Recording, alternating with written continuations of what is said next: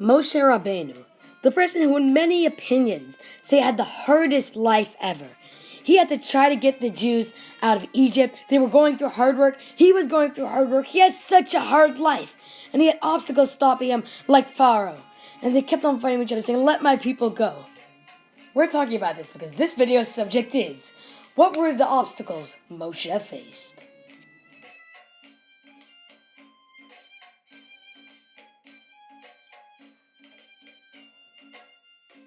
So hey guys, I'm back. Sorry I couldn't record a video last week. I've been just studying for exams and I don't really have the time to be able to put in a video. But at least I'm able to do this week, right? But let's get right into this video. Obstacle number 1. Moshe didn't really know how to talk. Moshe had a little something that we call today lisp.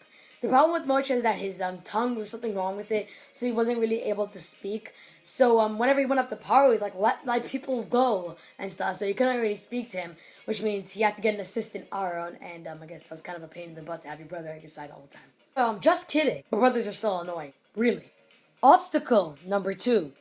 Bnei Israel didn't believe Moshe. Believe it or not, Bnei Israel actually didn't believe that Moshe was going to take them out of Egypt. It says inside the text. Bnei Israel were b'ksei ruach u'avodah kasha.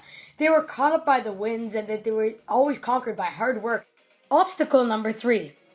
Moshe could have gotten himself killed.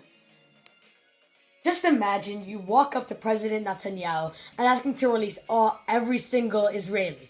He would either, number 1, think you're crazy, or number 2, if he was back then, kill you. And if you actually think I'm exaggerating, he had to do that 10 times. Like, seriously? Obstacle number 4. He had to leave his family.